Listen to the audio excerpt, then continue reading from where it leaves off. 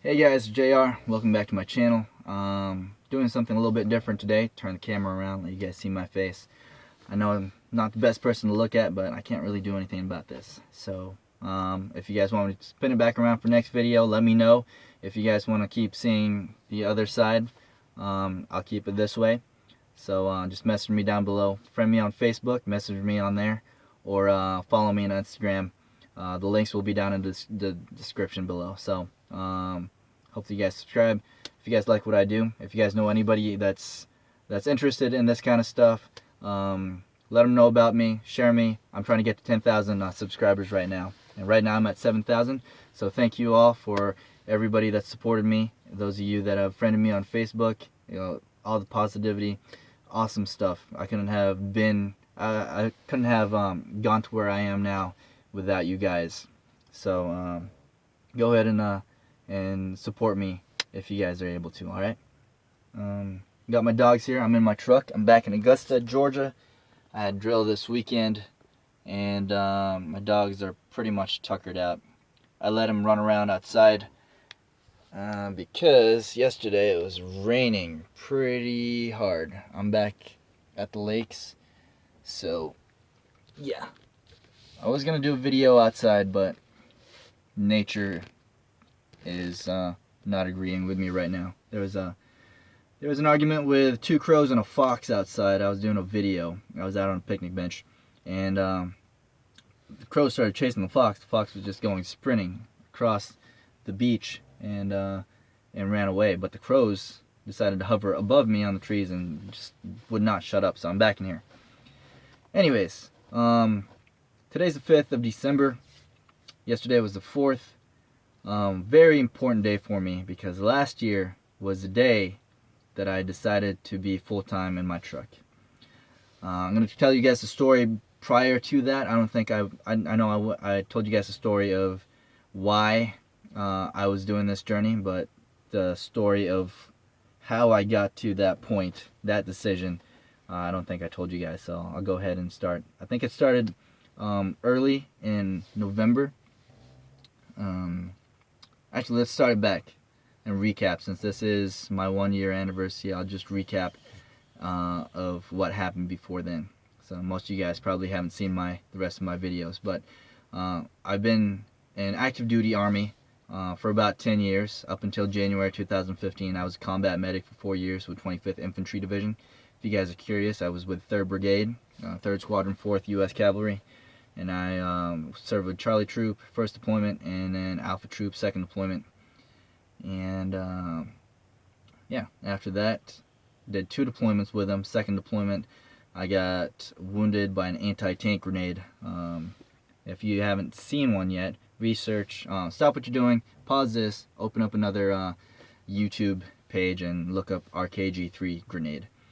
You can see what happened there. But basically, grenade punctured through my MRAP 6 inches from my head and went between my legs, peppered my legs with hot molten shrapnel. Felt like a bunch of cigars, like 20 cigars just burning through my legs, through the skin, all the way to the muscle. That's the only way I can describe that feeling. Horrible pain. But yeah, decided that I don't think I can make a 3rd deployment, which hearing now from the stories from the rest of the guys that stayed for the 3rd deployment, I don't think I would have made that deployment. So I made a decision during my 2nd deployment to re-enlist to become a licensed practical nurse. 1, because it had a $16,000 bonus to it, and 2, it got me away from the front lines, and I'll be working at a hospital. So, but connected to that $16,000 is 6 years. Luckily for me, I spent the 1st year in Iraq, 2nd year in training in Walter Reed, D.C., and then 4 years here in Augusta, Georgia, and I was running the Department of Surgery down here for a while. So that's that. That's my military career. 2015 happened. I got out because once you hit your 10-year mark, you either have to re-enlist, get out now, or re-enlist indefinitely, meaning that you're going to get out now, or you're going to make the decision to stay in for the full 20 years. And I was at that pivoting moment where it's like, I need to make this decision now because I've locked myself, bottlenecked myself into a certain position where I am now I see my future if I stay in for the full 20 years. I'm gonna stay in a hospital, and I'm gonna be doing my job now, which is admin, managing civilians and soldiers that's never been to a real unit. So they're basically civilians in military clothing. And it's not what I joined up to. It's not as fun anymore. So I decided to get out of that because I knew what my future was going to look like. So tried to do something different. If you've seen my other videos, you know I was a salesperson for a little bit. I did 6 months working for Nissan. I did quite well. I mean, it took me a little bit to learn from going from medical to sales, but taking my skills as a nurse, bedside manners, being able to have empathy and make a connection with my patient, that moved over well with sales, because I figured out that I just needed to have a genuine conversation with a person and let them trust me. And once they trust me, I can tell them about the car. Like I don't really know much about the cars, to be honest. I mean, eventually I did, just going around, but it was about them having that connection with me. So I did very, very, very well. And within that 6 months, I did like $35,000 for that 6 months, which is really not bad. But in that type of environment, in a sales environment, it's a dog-eat-dog world, and that's not something I was used to. Because in the military, we're so used to just being cohesive and trying to build each other up to the next level to be the best that we can be. And that's how I became the NCO of the month, NCO of the quarter, NCO of the year. That's how I competed for the best medic competitions, because somebody was always pushing me to be the best that I can be, even though I didn't really want to. They put it on my plate and be like, here, you are going to do this. And with me, I was very lucky enough to have awesome leadership and to see what good leadership looks like. And so that's what I emulated, and something that I take with me to every unit that I went to, and especially now with any endeavor that I go to or try and do, is that I'm gonna set the standard, and I'm gonna raise the bar, so that everybody else around me sees that standard, and they're gonna have to move up with me. And once they move up with me, I'm gonna have to step my game up, so that everybody, it just keeps on going, keep on going, keep on going, so that you are the best that you can be. And that's how everybody should be, I think. It makes for a better work environment, better cohesion, better motivation for a unit or any workplace, I think. But that's not what happened. I put myself out there. I did that, set myself up. I sold 20 cars in April, but the people that weren't doing as well as me started just, what's the word? They didn't really like me that much. So I was there on top of my own. I had a few friends, but that was it. But everybody else was kind of gunning for me. And the management saw that I was a performer, so they were giving me leads because they know that I could get it done. The only reason was I was always calling. I was always on the phone, calling 40, 50, 60 people a day. And when, it's a numbers game. Out of those 50, 60 people, eventually one of them is going to tend to buy. So that's how I ended up selling 20 cars in April, and then after that averaging between 15 and 17 cars a month. And I did very well. But the lifestyle of going to work early in the morning, hustling for 12 hours, being there all day, and you may or may not sell a car, and that sucks. And that feeling just sucks if you're just stuck in there. It's a nice day out and you're stuck in your suit and tie and shitty shoes that hurt your feet, and after you're done, you're just so exhausted that you don't even have time to watch TV. You turn on Netflix and you heat up some food in the microwave, and what happens is my Netflix is on at 3 o'clock in the morning, and I've spilled my whatever bowl that I had on my chest because I fell asleep. And wake up early in the morning, do it again. And I did that for 6 months, and it was just not what I wanted to do. So I wanted to do something else different.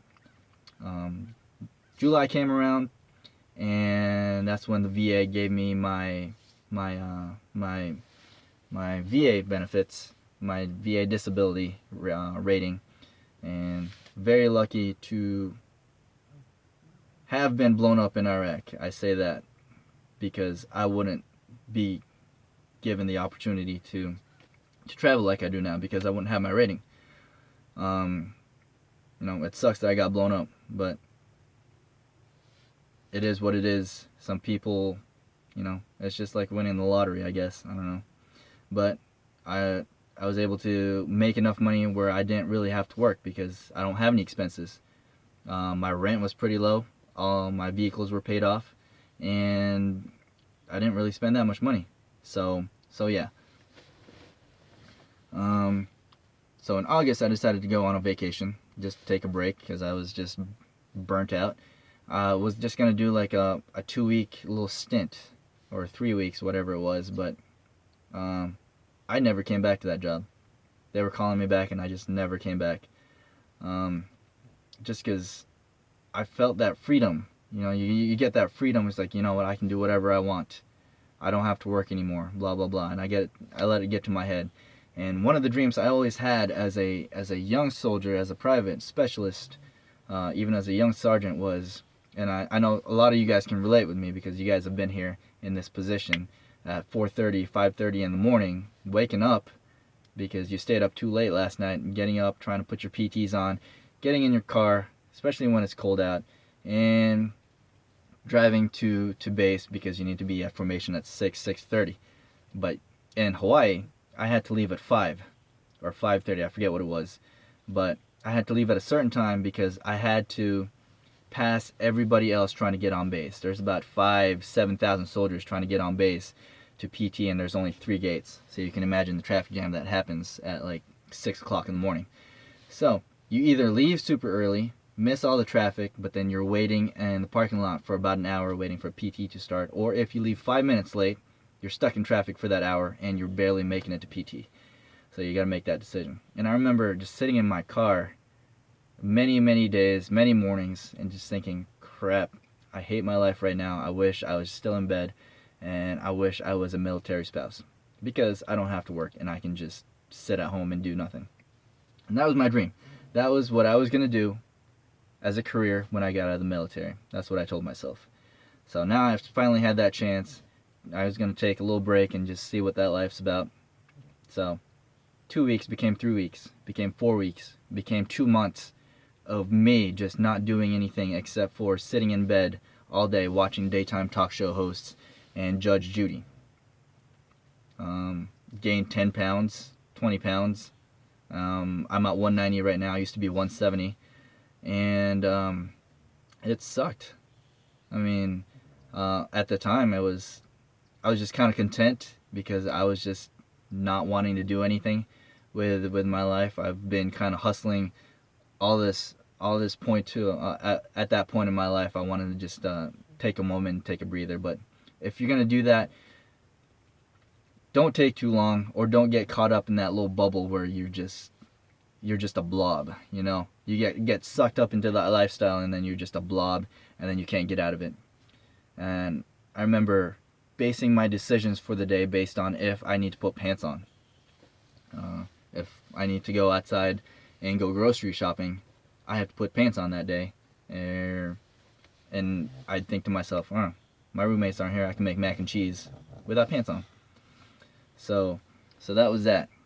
Now let's fast forward to about November, is where the very beginning of my story happens. Is I was sitting in bed watching Judge Judy, of course, and I was on my phone watching YouTube, and random video of truck camping popped up.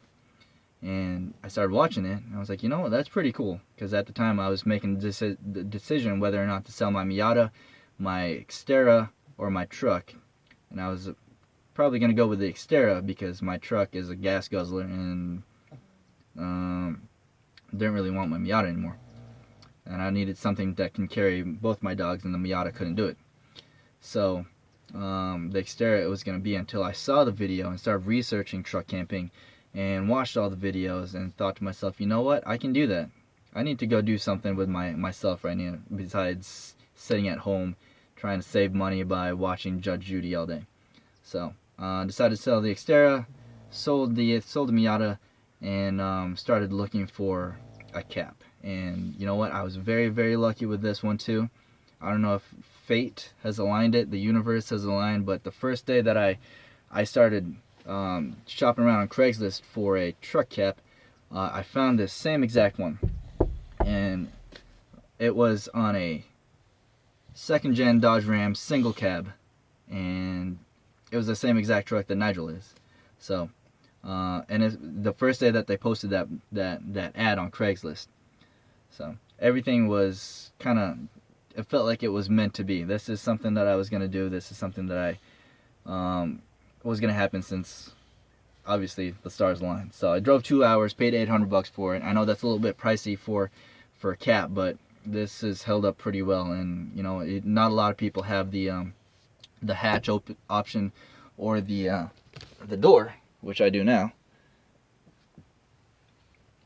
So I don't regret it. Now, once I got the cap on, it didn't take me that long to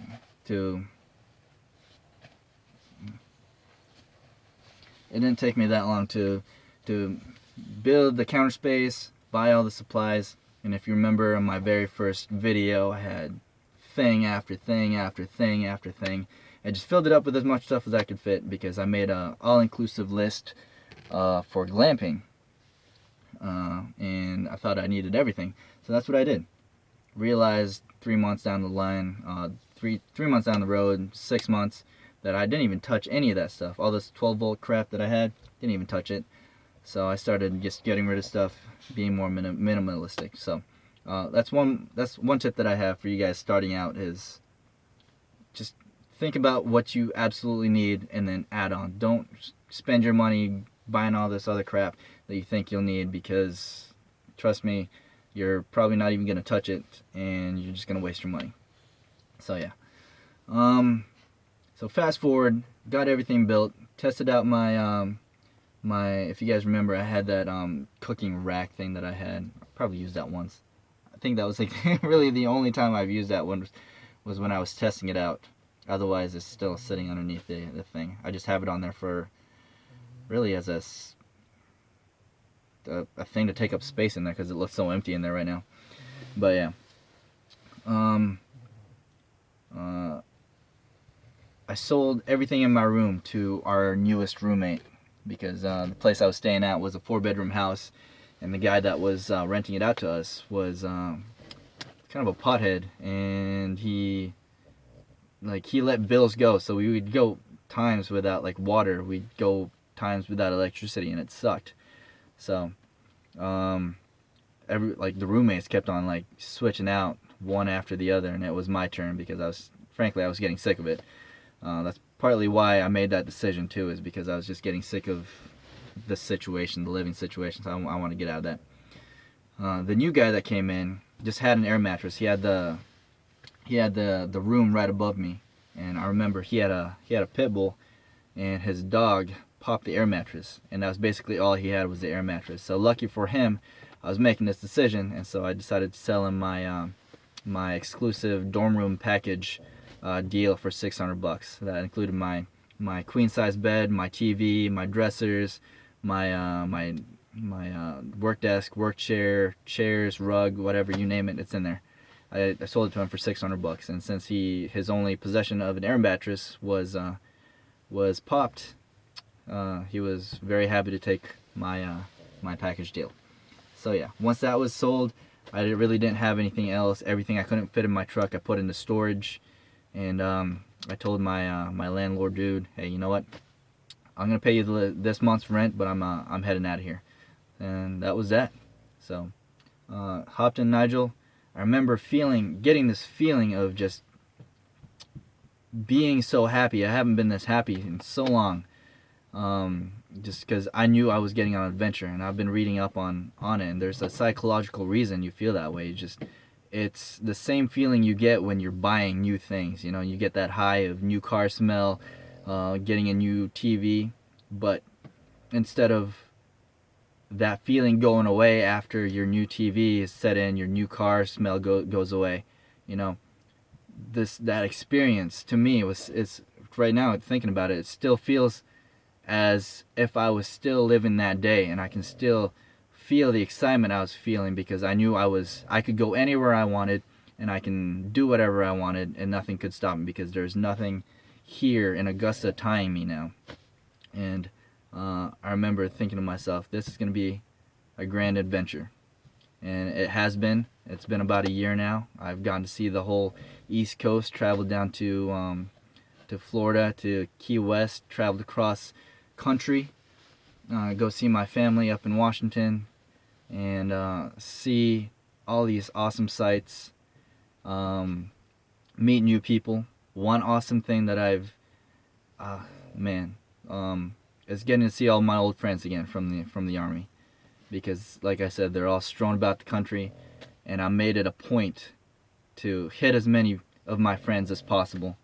And it was awesome because it's, even though a lot of time has passed by, once you meet up with them again, it's as if that time never happened, and you're back at bullshitting with them and shooting the shit and making fun of each other. So that's it, you guys. My 20 minutes is up. I'm gonna go ahead and end this video right here. That's my story for how I got started about a year ago. New things are going to be coming up. I'll be doing more videos. One more thing, I am going to be doing a little bit more about on YouTube, so I'm going to be posting regularly now. I'll also be starting a blog. I bought the domain name. Started the website, but it's really not up yet. I'm going to be working on it, do some research, and figure out what I like with certain blogs and incorporate it in there. But if you guys want me to do certain videos, if you guys have questions, you guys can email me at thenomedic@gmail.com, or you can friend me on Facebook, or you can talk to me on Instagram. Check out my videos and my pictures. If you guys missed out on some of the adventures that I have, I know I don't have that many videos. I think this would be number 21.